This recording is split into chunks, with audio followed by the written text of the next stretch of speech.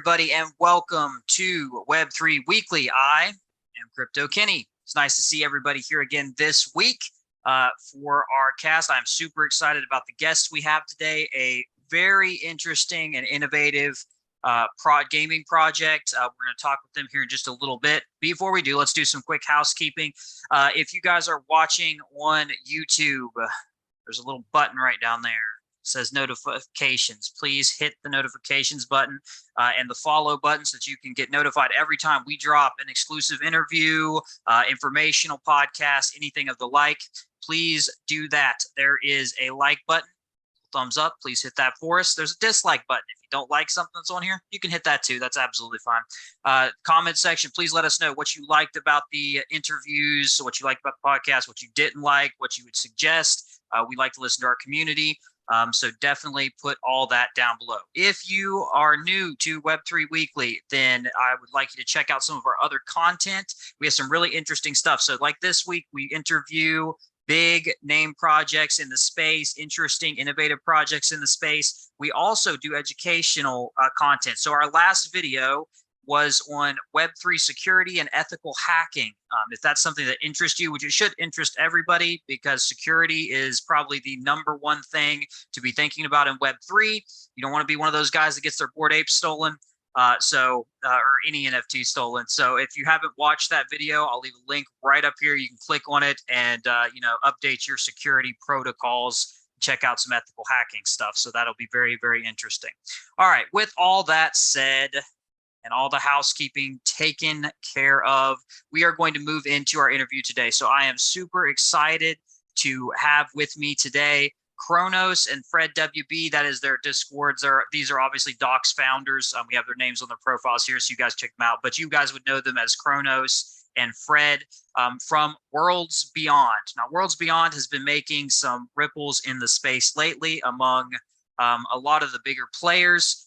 Alpha Mutants is obviously closely affiliated with Non-Fungible Arcade, with Opus Labs, with dozens of the other bigger players. And we have heard about these guys and have interaction with these guys across all of our collab platforms. So naturally, we had to reach out and get them on this show here so we could talk a little bit. So guys, without any further ado, I'm going to give you guys the floor for a minute and basically just let us know, what is Worlds Beyond? Where did it come from? How did it start? And tell us a little bit about each of yourselves individually. Cool. Thanks, Kenny. Thanks for having us. First off, really appreciate being here and having you invite us on here.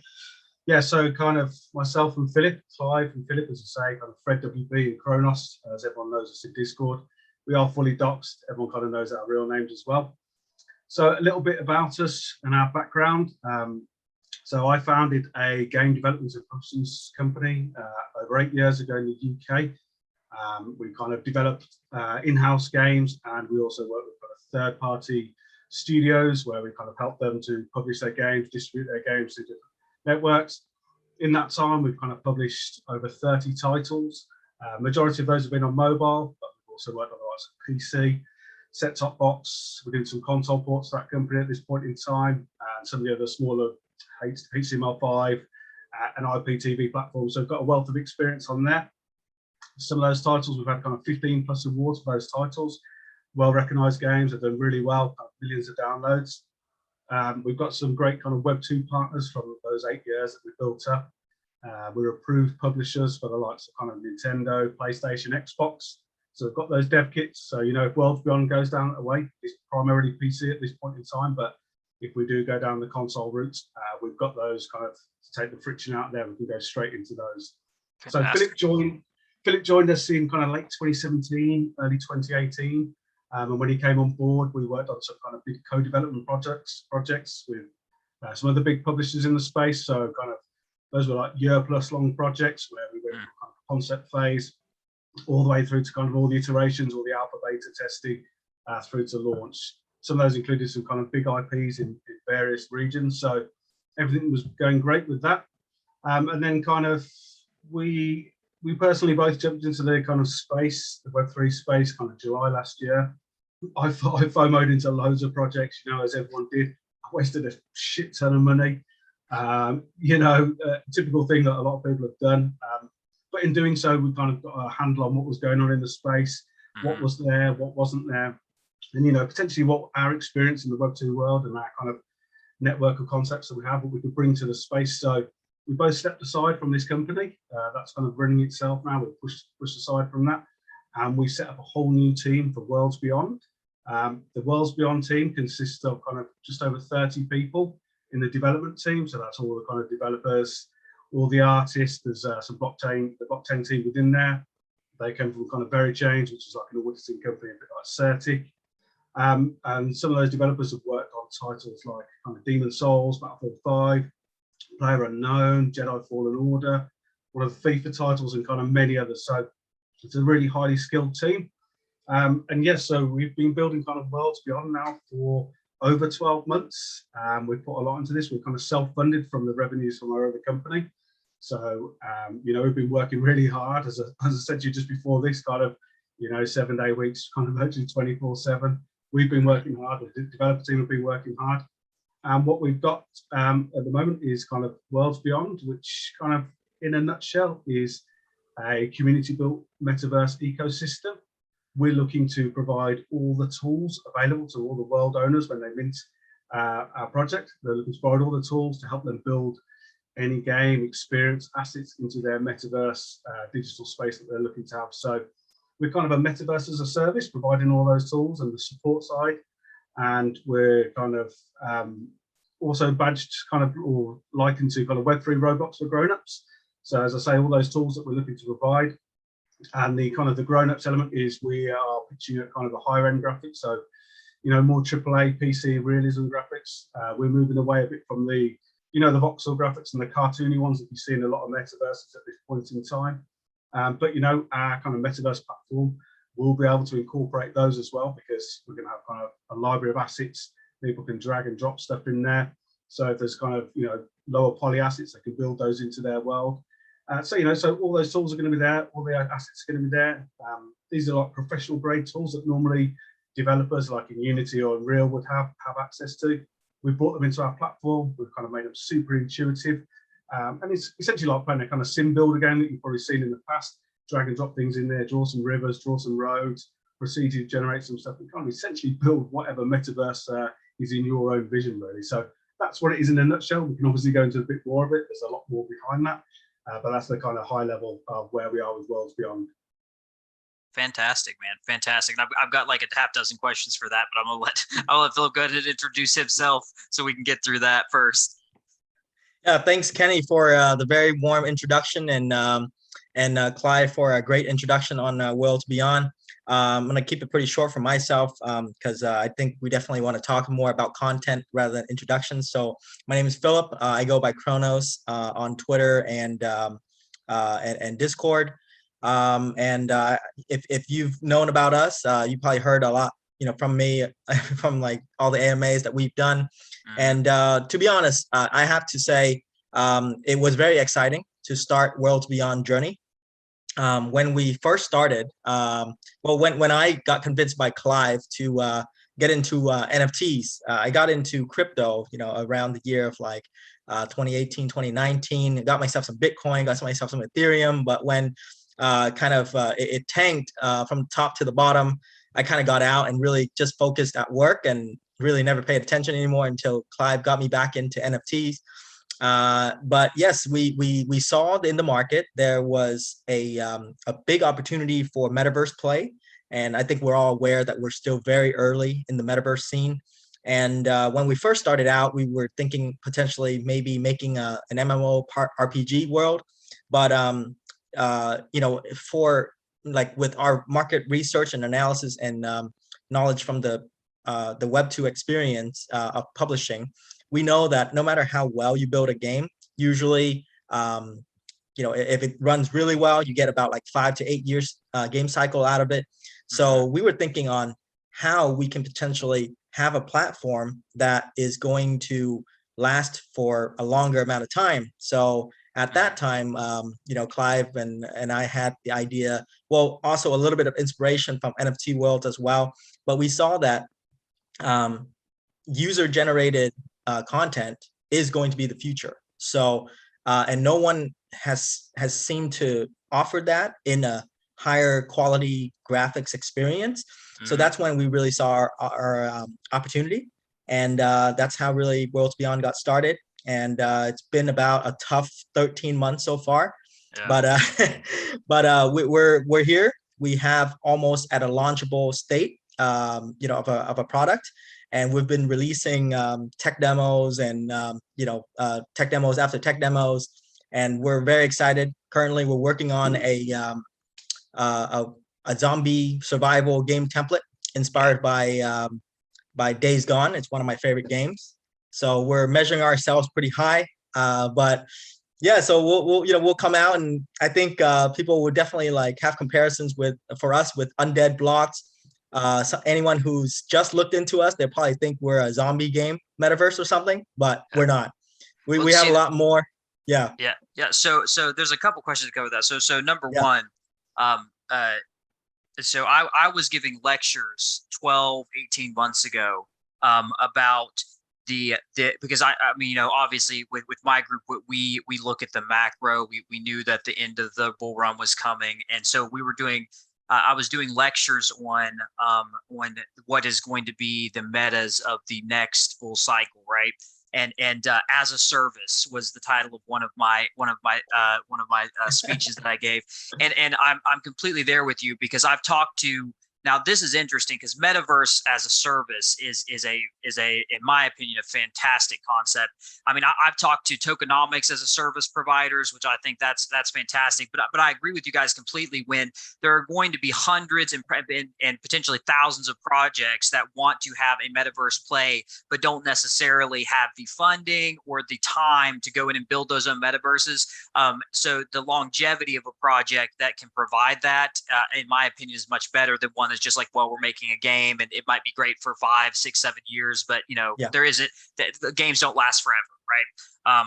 Unless you're somebody like me and I still play, NES and PS1 games. You'll have your few hardcores that stick around, but yeah. So that's fantastic. Number one. Number two, I really like that you guys have a lot of already built product here, right? I absolutely despise when I come on and speak to projects that are like, oh yeah, we have all these big ideas, but we're not doing any of it until we get our launch done. Right. That's something like with Alpha Mutants, we built an entire product before we even went to launch, right? Because that's what we should be doing. I think that the NFT space has given spoiled people into this crowdfunding thing, and we've forgotten that you actually have to have something to sell to make money, right? So that's fantastic. So I've got a dozen different questions for you guys. So let's just jump into those and talk about some of those questions that we got up here. So yeah, I love the fact that you brought up Metaverse as a service, because here at Worlds Beyond, our vision has always been that we are making all the tools that are professional grade, game design, art design, environment design, logic design, all those tools available so that individuals, communities, and all the different projects as well can really build out their vision quicker and save time and a lot of cost. And that's really the core vision of what we have. And what we truly believe is when people acquire these worlds and build something that they worked hard on, and it's a community-driven world where their own community got to contribute either, like for example, digital assets. We do have a library of digital assets they can use, right from the get-go, but they can in the future upload their own digital assets from their communities. And also something that we offer that is quite unique right now is, well, it's not unique to all the metaverse ecosystems out there, but I'll explain why we consider it unique, is the integration of Web3 PFP avatars that are going to be in a playable state in 3D. So for example, we have spoken to you about potentially providing that service for Alpha Mutants as a project, and we completely 100% intend to keep that promise. So that's something that we potentially see that we can transform this metaverse space, is instead of people being locked inside all the separate gated metaverse ecosystems, they can spend their hard-earned money on digital assets on whatever they like to represent themselves as, and then they can actually bring that to all the different metaverses and enjoy the experiences. So when someone is a part of our ecosystem, as one of the perks of being an owner of the land NFT that's going to be minted in November 6th coming up, then we will offer that if they have PFP avatars, they can actually utilize a platform that we're building right now, kind of behind the scenes, that's going to allow them to connect their wallet, and then it's going to pull up the visual wallet that we built, and it's going to allow them to load up the collection that they own. And if that collection's integrated, they actually can pull up that 3D avatar and then potentially in the future accessorize that as well, and then produce a source file that's going to be compatible with all the different metaverses, and we'll allow them to go ahead and retrieve those because they own that. So that's something very unique that we try to change, because we do not want Web3 metaverses to be very similar to the Web2 ecosystems, where you have digital assets on different platforms, but you can't transfer it anywhere. So you end up spending 5 times, 10 times the amount of money that you would be spending. So we're here building something pretty unique, but we have quite a unique vision to change the future of the metaverse as well. So very excited about this journey. I'll let Clive, add some of his takes on this. I think we'll let Kenny answer his questions that he was just about to go into.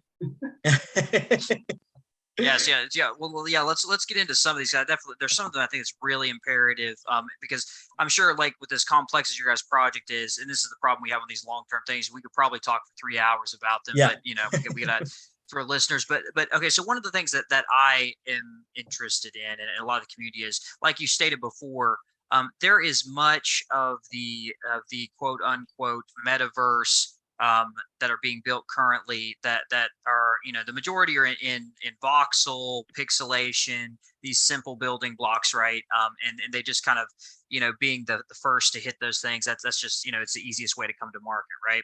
You have a few like Decentraland that's going a little bit beyond that, potentially Bored Apes Metaverse, but it's still very, very early on phases and stuff like that. Now you guys are really taking it to a different level, as a metaverse build. And this is what I think is really unique. There are games being developed right now, single games that are utilizing Unity and Unreal Engine 5 and stuff like that. But these are single games, right? These are not bringing these assets to develop, as many games or metaverses as possible. So you guys are kind of unique in that you're doing that. So what has it been like, using that level of technology and trying to bring that into blockchain? Like, has there been struggles with it? What have you guys experienced? Because it's not the same thing, right? It's not the same thing as throwing pixel assets out there and creating. There's a lot more to it graphically, and I'm sure in processing power and things like that. So if either of you want to talk a little bit about that, I think that'd be very interesting to hear a little about. Yeah. Well, to your surprise, when you hear my answer, the answer to has there been any technological transition difficulty that we faced during the transition from Web 2 to Web 3?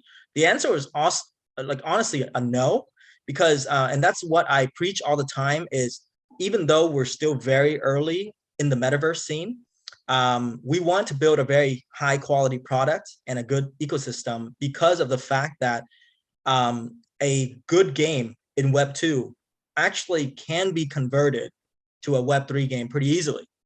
You just add on kind of the tokenomics, you put the digital assets on basically tie it to a blockchain technology, and you could potentially convert it.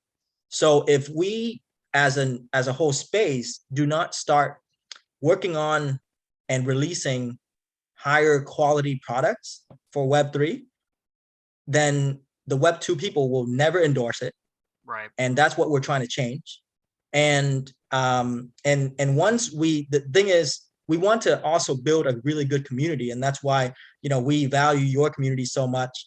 And of course, we have 12 close allies, for example, like, Opus Labs you mentioned, and NF Arcade, this thing of ours.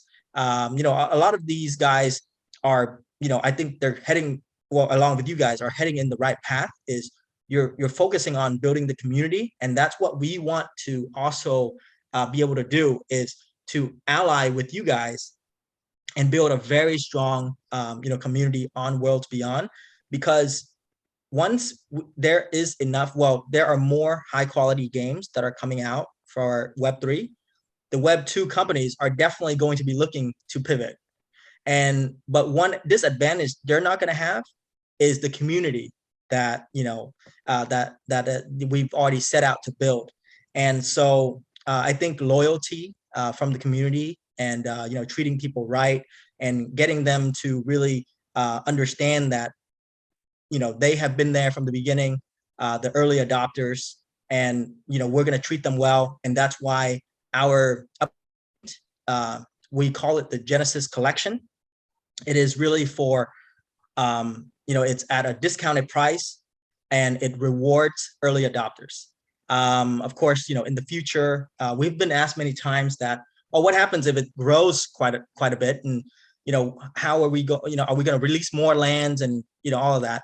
And our answer really is, we're right now thinking of really only 2 collections: the Genesis Collection, and then a collection that is, you know, we're not the Genesis Collection, less perks. You know, well, right now we're offering prices that, if you take a look at the utility that we offer as a service, the prices are, I mean, it's way undervalued. It's considered undervalued by every single alpha communities that we've spoken to.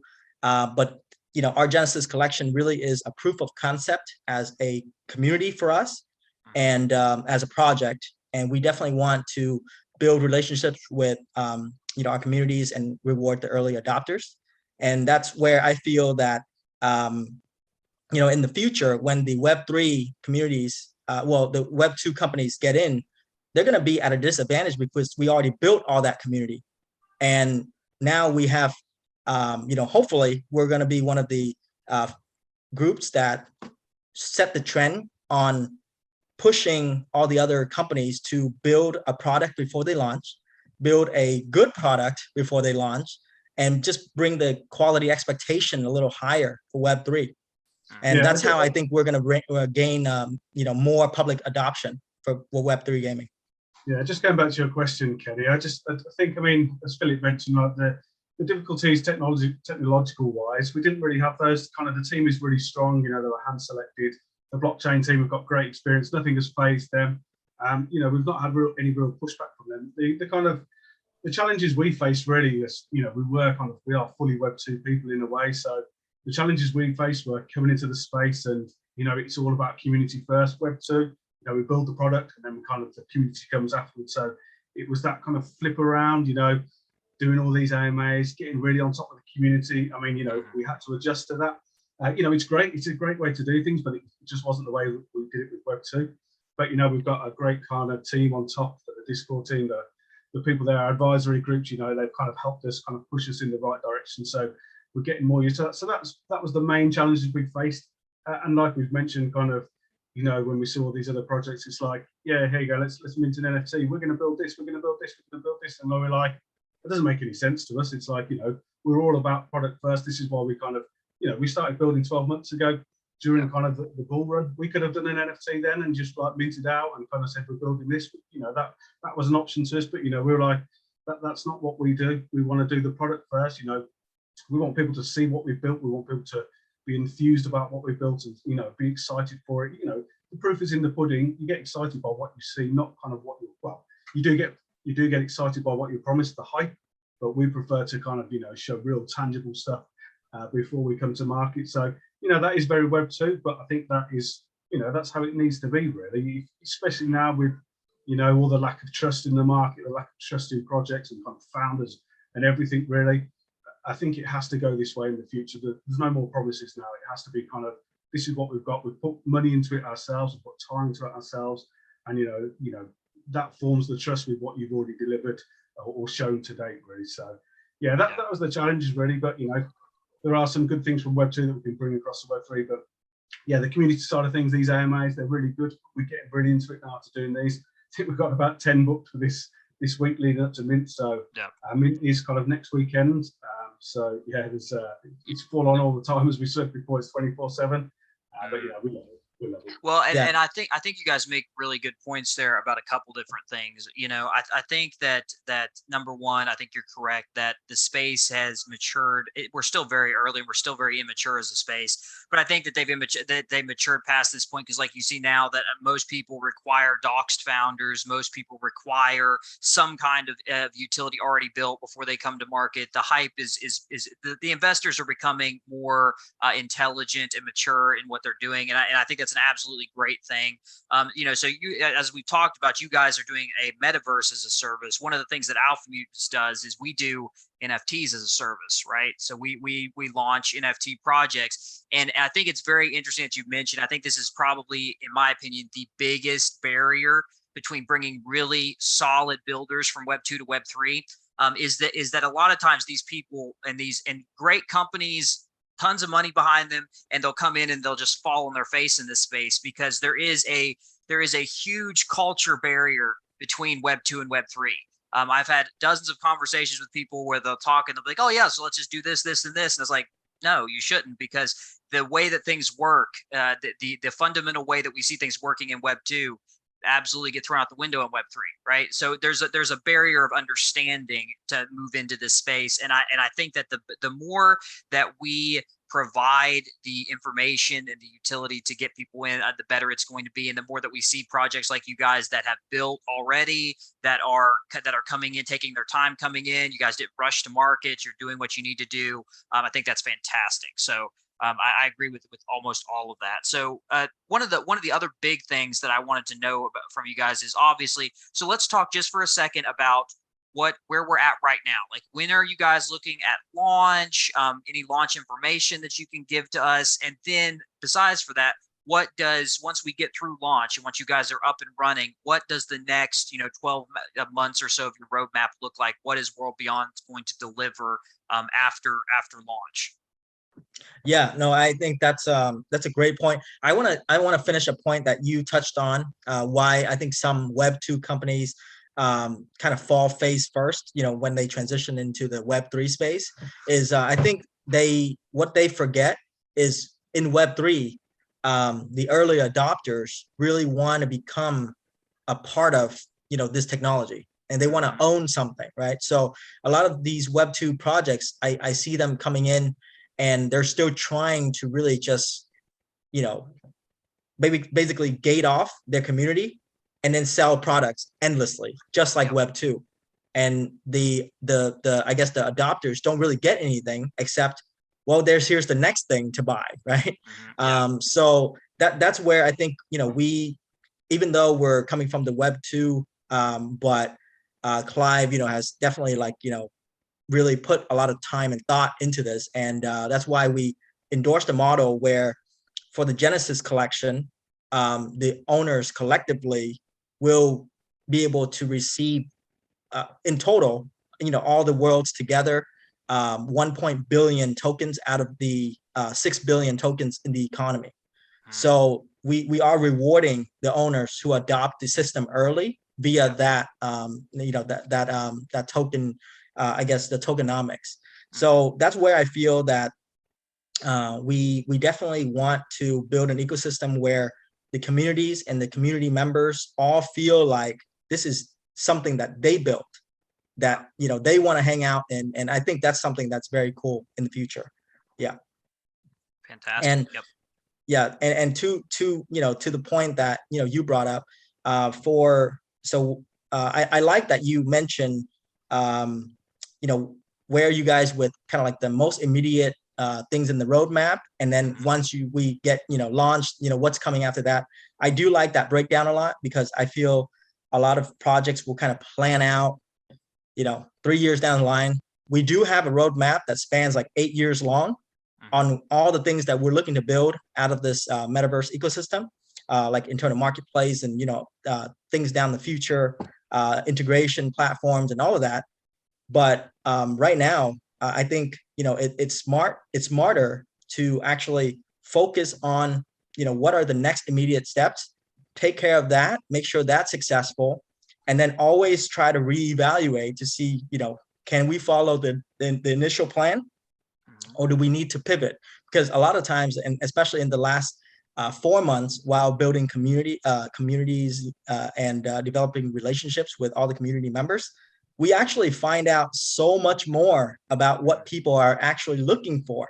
Yeah. That is outside of what we initially planned. So, so I like to always stay, I guess, up to date on some of the newest things that are available in Web3, and make sure that we somehow can try to implement it if it's, in a scalable state, and always try to find out what the community is looking for, and then develop the best possible product for them. So right now we have the Mint November 6th to focus on, and that's the Genesis collection. The supply is still TBA for now, but going to be finalized like within the next 2 days, because what we've been doing is we've been collabing with over, I think the last number I saw on the collab list was 289 collaborations or something. So, I mean, we Clive, led that whole marketing operation. So, I definitely, just give all the credit to him. 289 collaborations.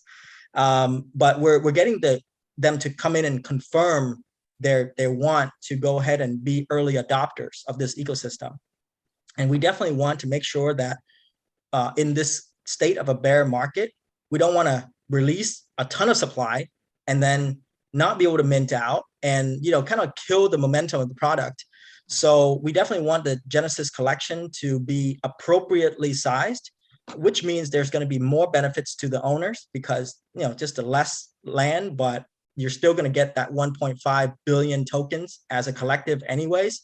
So, so that's what, our main focus is at the moment. And then right after, we actually have a very, well, in my perspective, well-designed, well-built, and pretty polished tech demo number 3. And it is actually in a playable state for some of the private alpha communities that we're working with, or the alpha testers. And then, so we're looking to release that. And then we already have talked with our one of our partners, Vispex. They're more of an incubation and launchpad platform, and they already connected us to an investor. So right after, we definitely want to be able to showcase our product and potentially onboard, one of the either VCs or a private investor, and then be able to allow people to know of that. And I think that's going to definitely make sure that people see the actual value in the product, and then understand how undervalued the pricing point is at the moment. So then hopefully, the floor price is going to be maintained. We're going to have a good product, and we'll see when we potentially can look to release the second part of the collection. And then that's when, right when we release the second collection, that's when we will reveal all the metadata, and then people can start getting airdrop tokens, and start their staking bonuses, for the tokens, and then the next immediate step is to immediately talk to tier 1 VCs and onboard them. We already have early conversations with some of them, and they would really want to be involved. We actually kind of held them off on conversations to move further, because we want to be able to reward a lot of these benefits to the early adopters and not to the VCs. And our understanding is sometimes when VCs get involved very early, they cannibalize a lot of the benefits out from the ecosystem, and just owners, adopters, real people that want to support this actually lose the benefit. So so those are some of the. I was going to say I'm a VC, and I can confirm that. If I get in early on a project, I'm taking everything in the kitchen sink. So that's hilarious. But yeah, just as an extension to that, Kenny, kind of as Philip mentioned, kind of our mint is coming up on November the 6th. Kind of 2 to 3 weeks after that, kind of when we were going to reveal these worlds to kind of the world owners. Those kind of tools that are available in our tech demo to kind of terraform the world, kind of we can edit the world, drop assets in there. They can go and run around in there. They can go and run around in other people's worlds and visit them. That'll be available kind of 2 to 3 weeks post reveal, post mint. So there's that to look forward to. We do also have a planned avatar collection to come. We're not doing that as a cash grab. That's going to be a free mint for every world owner is going to get a free avatar. So they're going to have that to have in their ecosystem. They could kind of then, there's all the customization assets. We have also recently brought on board, as Philip mentioned, some kind of asset providers. We've got some kind of Liates, a AAA studio that have worked with kind of Epic Games, have kind of worked with Marvel Studios. So we've got some of their assets that people can drag and drop in. And we've also got some other kind of assets that people are bringing in. Like there's a Swallow, a Neo Tokyo citizen. He's got digital tattoos. So they're going to look to kind of bring in digital tattoos for people to have on their avatars. You know, they've done a recent 1-for-1 on a Clone X. Looks amazing, that video they've done. So yeah, it's for Taylor WTF over at Metaverse. Oh, yeah. Nice. Yeah. So there's going to be lots of scope for these kind of character customizations. It is all about the flex. People are going to bring in their Web3 avatars, but you know, there's also going to be kind of all those other customizations that people can do that we've got in there as well. So yeah, they'll be on the avatars that people can have. They're going to be free. You know, so there's a lot of additional freebies, as Philip said, that we're giving to these early adopters. Yeah. So something I want to mention that, you know, Clive brought up, and I forgot to mention myself, is a pretty cool feature that we have is our NFTs. So most NFTs, you see them as basically kind of static images, right? Or videos. They don't change. But something that we do offer that's quite unique is for the world, it's going to be kind of like in a once it's revealed, it's kind of similar to like a trading card almost layout, where you have kind of like all the traits and attributes and the rarities and the ranking, but you'll have like you know, a big portion of it's going to be what your world actually looks like. So in the game client that we're going to be releasing, once you go in there and kind of use the procedural generation technology that we've built, you know, you press one button, wait 15 seconds, and then the AI is actually going to actually build the whole world for you. It's 1 by 1 kilometers based on the biome or like environmental theme that you chose. So maybe this might be a good time for maybe Clive to, you know, share one of the videos that the environment is built by the AI in 15 seconds. Yeah. Sure, so that would be fantastic. But yeah, I'm gonna continue talking while Clive pulls that up. Yeah, wait. So let me catch up there. So is the world sizes? Did you say one? Did you mention 1 by 1 kilometers? Yeah, 1 by 1 kilometers.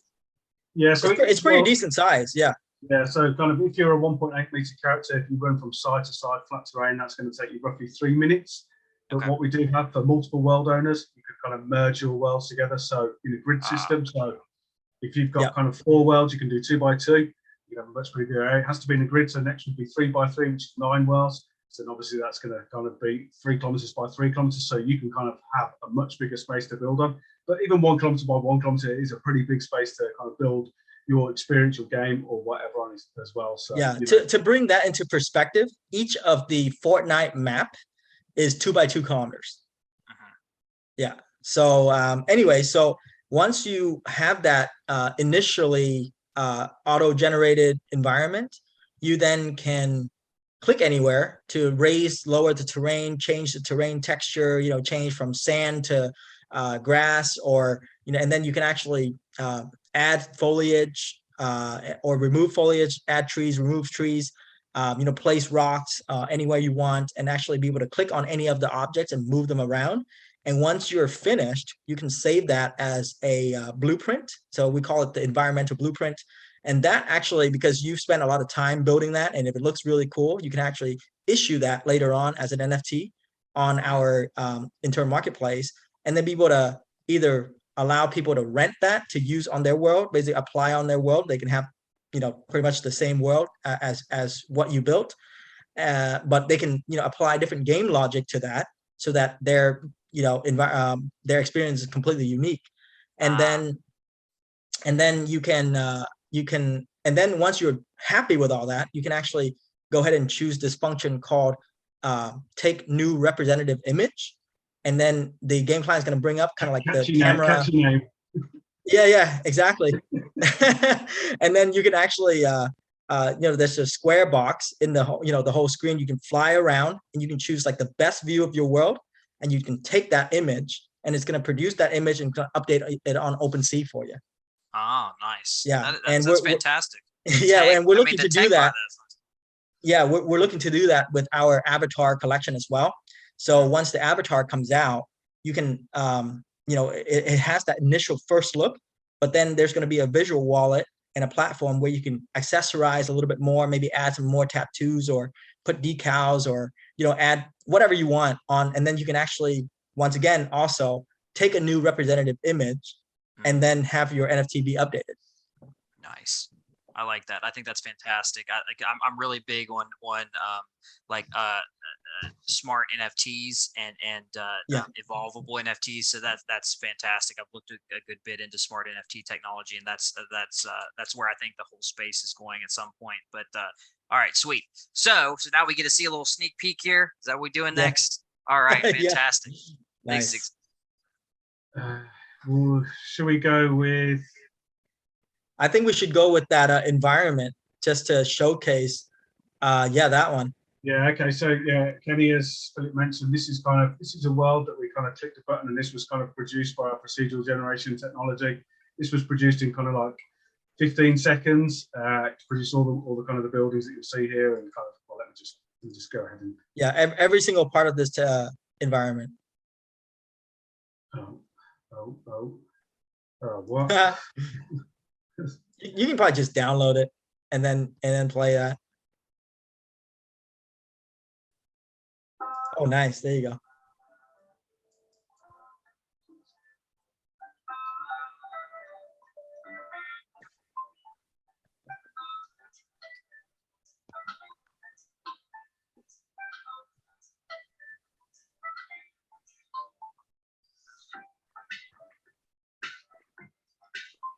Yeah, so pretty much every single aspect of this world is built by an AI.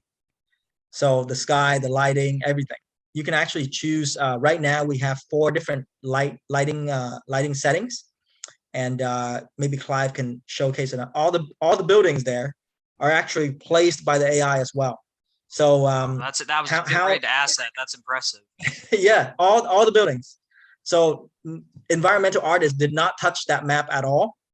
Well, to be able to build the technology how to do that, the environmental artists actually had to find and construct assets that come together well in a theme, in a a single biome theme, that then they will work with the coding developers to go ahead and allow for logic to be built. And once everything is put together, then the AI actually can just generate that map. So if you don't like that first initial start, which I think is gorgeous, you can just start moving things around.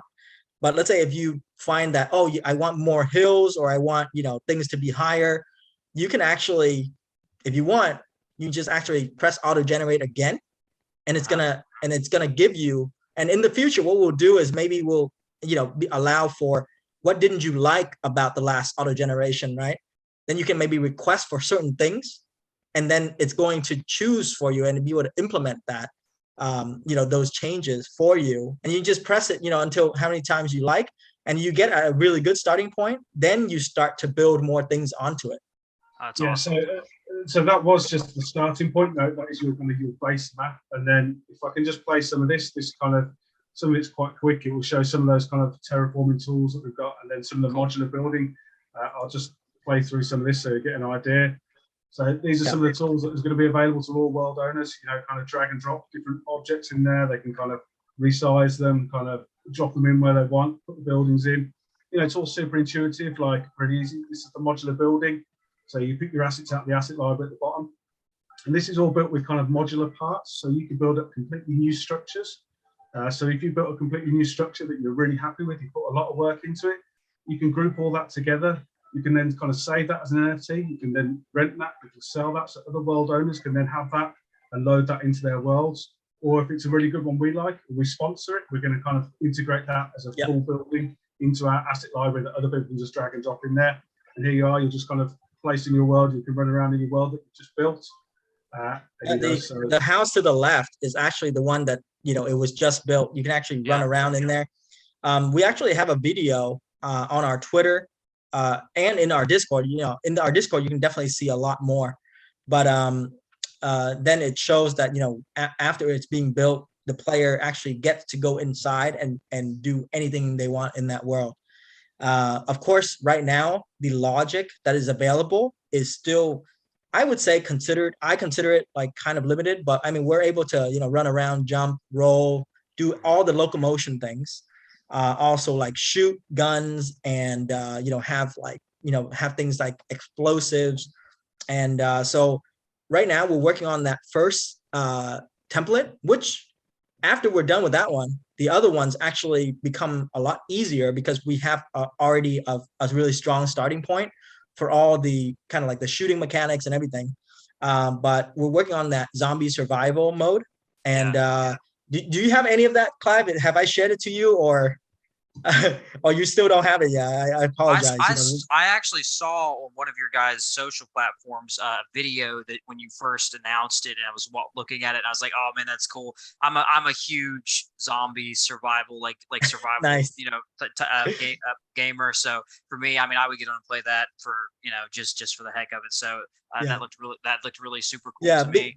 Just on that as well. Just on that, Kenny, as well. That zombie survival template, we've stress tested kind of being chased by 400 zombies. I was going to mention the same thing. So 400 zombies chasing on the screen. We've stress tested throwing grenades at groups of them, kind of great frame rate. So it's going to be kind of super good. So right now the numbers are 400 zombies, and we got it at 75 FPS on a it was a 2070 RTX, so it's not that high.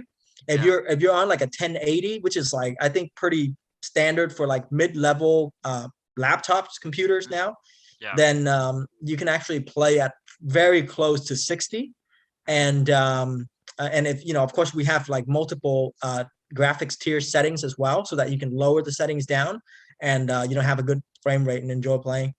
And also there'll be scope to kind of swap those zombies out for Web3 avatars collections. You want to be chased by those collections. That's awesome, man. As you guys are talking here in my mind, I'm just going over like an Alpha Mutants metaverse where we can have our characters fighting with powers and like doing adventures and things like that. It's an awesome concept, man. I could see so many founders and so many other projects like looking at this and being like, dude, this is awesome. We could build our own, personalized metaverse around our project with this. And not have to put the thousands of hours and hundreds of thousands of dollars like you guys have had to into the material. So I mean, I like it. And Kenny, that is just one kind of example. That's just one theme. Yeah. And kind of over time with this user-generated content, there's going to be all themes, all types of game, all types of community experiences, hangouts, concerts. It's user-generated metaverse, kind of like anything will be possible, really. So there's only so many different kind of themes and kind of games we can show early on, but this is going to build up over time. So I mean. We do apologize, Kenny, but like we really want to also, we're so busy right now with the Mint preparations, but right after the Mint, we definitely want to push the conversations with you and your community, because I personally really like the avatars from Alpha Mutants. I think they look great. Art looks great and very cool, like fantasy theme. So. It's kind of like superhero, superpower theme. So that's gonna be really fun to build those. We've been approached by 2 or 3 early like metaverse plays, not anywhere near as extensive as you guys, but that has come to us and and been in talks with that, because we have made it known that in our phase 2 we want to start looking into a metaverse play with Alpha Mutants stuff. And I just think, I mean, who doesn't want to like run around as a superhero in a metaverse, right? Like, exactly. I mean, come on, so like when you're talking about ideas, like I'm already thinking like, maybe like you guys, we can like add some magic powers in there. Mm-hmm. So instead of like shooting zombies, you'll be kind of blowing, like throwing fireballs and like, electric, like thunderbolt at them. And, I think it's going to be awesome. And then you can like run like different events, like who can survive the longest to be kind of like, the king of that week. Right. So it's great. I've actually, yeah. So I have the only 1-for-1 in the collection that is that I personally picked up. That's his name's Surge, and he's our 1-for-1. Yeah. That's like a full lightning powered, Yeah. person. And I could just see it, like like running around and shooting lightning bolts and blowing up Yeah, zombies or exactly. monsters or whatever. It seems like Yeah. a cool concept. So And then once PvP is available as well, can you imagine that? Like oh you can yeah, like so host like fun. yeah, you can host your own like intra community PvP tournaments. I mean, that would be incredible, right? So Sick. Yes, it would. It would be fantastic. And so so I see that the use case and I mean years and years of use case for you guys, because I mean you can develop one thing and then there's 10 other things that you can develop after that. It's for use case. So that's really awesome. We're coming down to about the last 10 minutes. I got a couple other questions I want to ask you guys on this. This has been really informative, and you guys don't understand. You guys are the most requested project I have ever had to have on my podcast. Just so you know, we love that. We love that. My communities I'm in that don't even know that I'm like talking to you guys or like asking if I'm going to have you on the podcast. And I've had like Splinterlands and I've had Hooligans, and like you guys are the most requested. So that's that. Hopefully that makes you we guys love that. Thank you. We appreciate your support. For sure. The last two really major questions I wanted to go over with you guys was one. So we always talk about gamers and people that are interested in metaverses and stuff getting into these projects, right? But what about your guys? So let's offset that. Let's say that say that I'm not going to, I'm not a gamer. I'm not, this isn't my forte, to look at this stuff.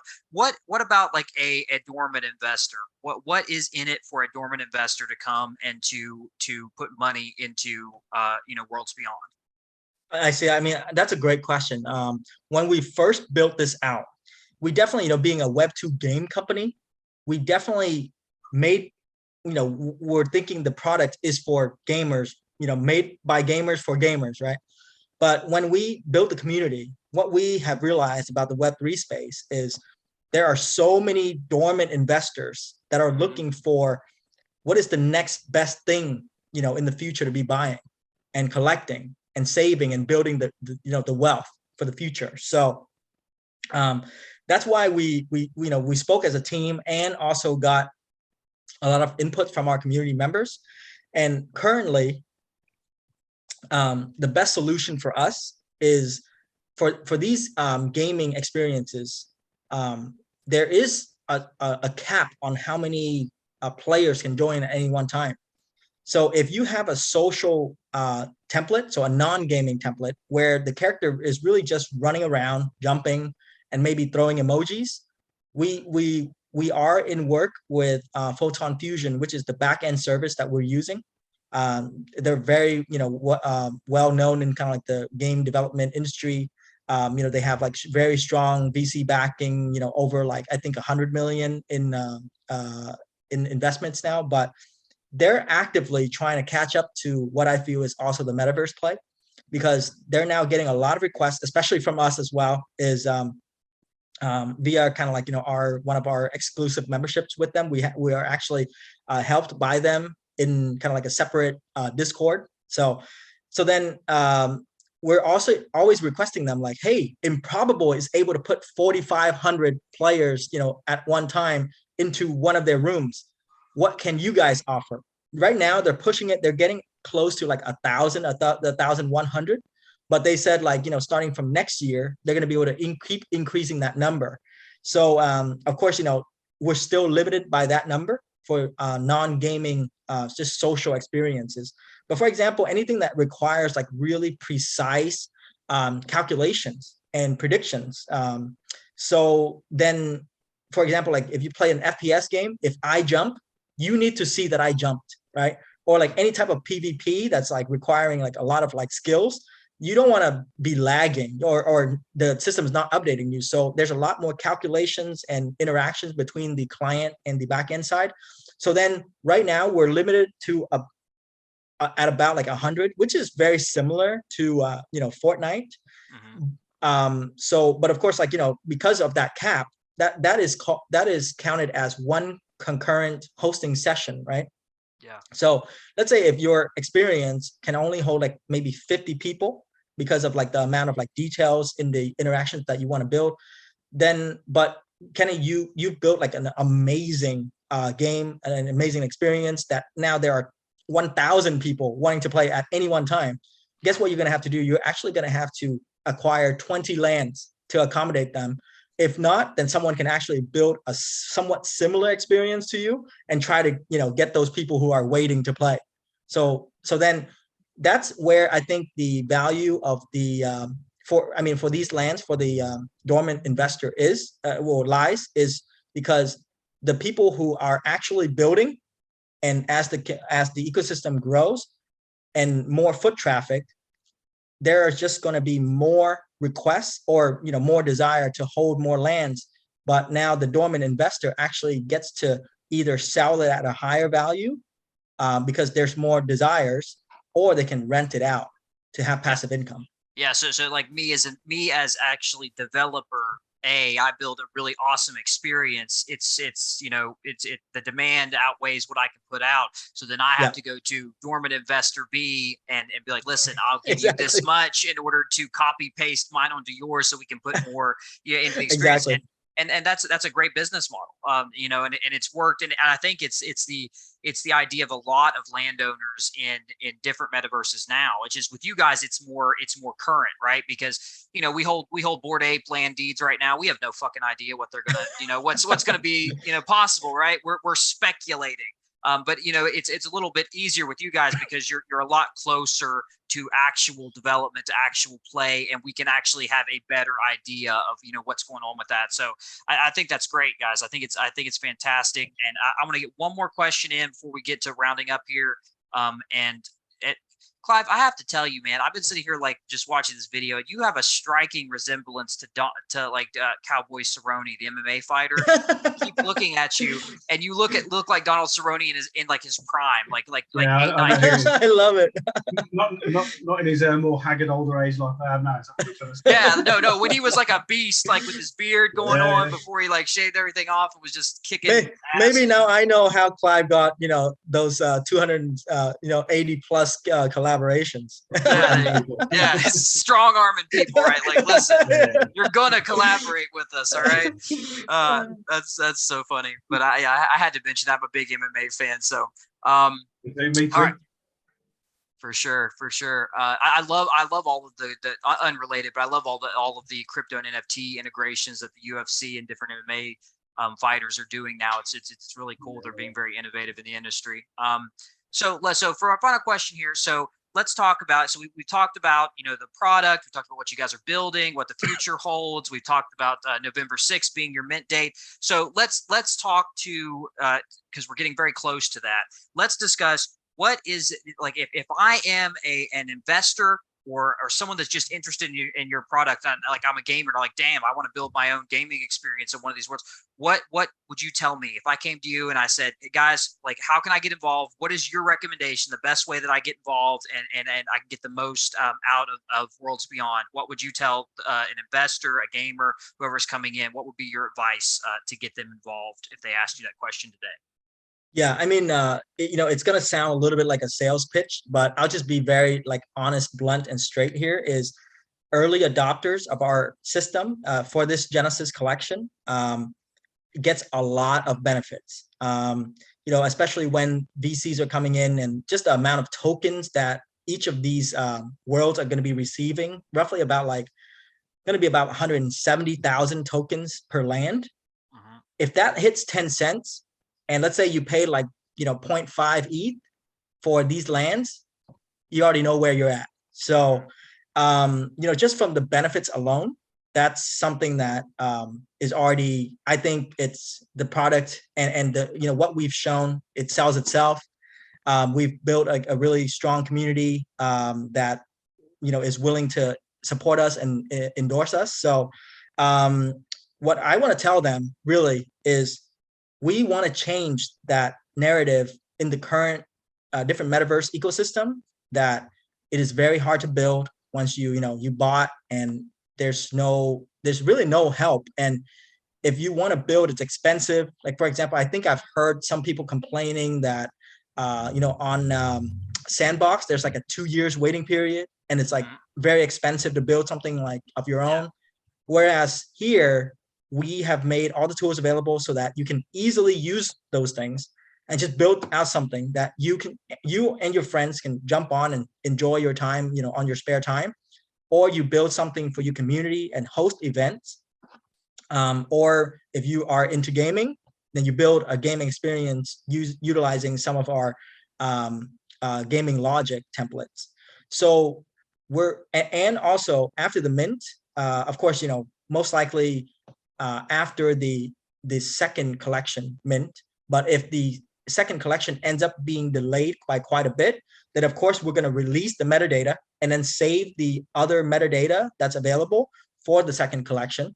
And we're going to be start putting out, of course, we're planning to triple the size of our team currently, which stands at, we're close to, for the developers, artists, we're close to 30 now. We're at like 28. Mm-hmm. And so we're looking to actually triple the size of our team after the mint so that we can roll out a lot of tutorial videos. We'll have sessions on what kind of templates, that the owner should be looking to be building. And then, of course, Clive and I are going to hold a lot of time with the community to go ahead and talk about what are some of the things that, they should be focusing on. And there's also an analytics platform that can be utilized by world owners to govern kind of the performance of their worlds. And then they can take a look at some of the top performers and what they're building. So, there's going to be inspirations from that as well. So it's a big project. We're looking to do a lot. If you're interested in the metaverse at all, I think it's a no-brainer. Come on in, support us, and you'll be rewarded for it. And just on that as well, I mean, we've mentioned several times the tools that we've created, the metaverse as a service that we are. We have recently had a couple of metaverses reach out to us because they want our tool system to integrate there. They've approached us to see how we can work with them to take our tool system. So that we know that's good when other people are wanting it. Yes. But yeah, kind of we cater for kind of the world owners. They're going to be the early adopters, but we also want the kind of the players that are going to be coming in from the communities and to play these experiences. And we want kind of content creators, so they could be asset designers, they could be environmental artists, or just hobbyists that want to build things and cool things. They could get some digital assets that they want to list as NFTs and sell them in there. So there's a lot of scope for kind of everyone to be involved in some shape or form, really. So, and just one thing we didn't necessarily touch on is, all world owners building these games, these experiences, or whatever they want to do. It could just be for friends, but they do have the power to kind of monetize these any which way they want. They can do subscriptions, they can do token gated tournaments, they can have immersive ads in there. They can kind of have the kind of digital branded assets that they can sell. They can monetize their world how they see fit. So, anything can be done. We're just the service, we're just the platform. It's like, here's all the stuff, go and do what you want, essentially, obviously within reason with kind of legality side of things, but anything else is kind of free game, really. Yeah, and I think it's super interesting because I know you guys are more from you're kind of still at the beginnings of your journey into Web3, but it's really funny because you have us like older, obviously not older. I'm 32 years old, but I've been in the blockchain space, like I said, for almost 8 years, and it's the technology. Like a lot of new people coming in are just revving, about the technology and how amazing it is to have ownership of assets and be able to build and monetize and all those things.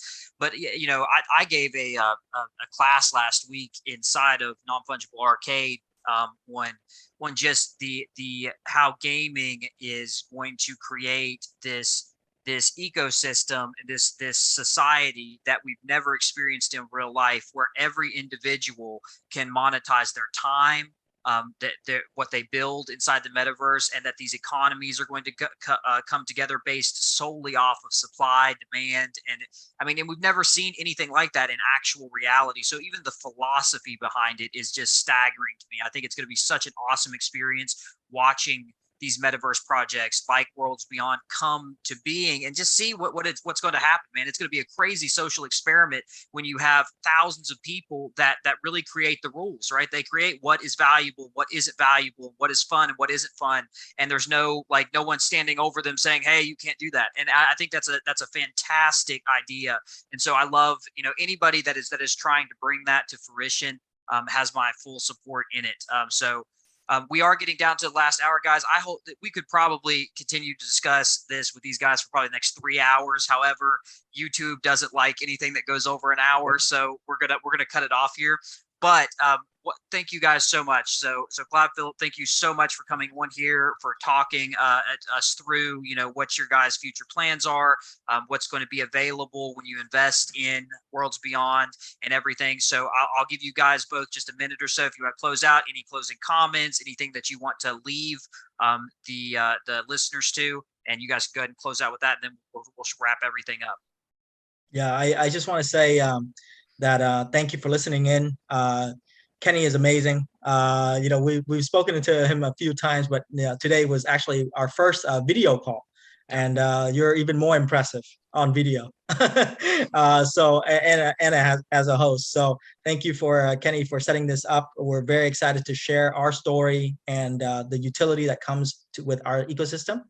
And what I want to say is, if you are remotely interested about anything you heard about today, we invite you to come into our Discord. And we've always been a closed Discord, exclusive. We want people who really truly want to build something meaningful. So if you're looking for the code or the link to get in, please either DM our Twitter, ask Kenny about it. Kenny will get an exclusive link. We'll ask Kenny to drop it in the link in the video. Yeah. That exclusive link. That would be awesome. That'd be awesome. Yeah, for sure. Yeah.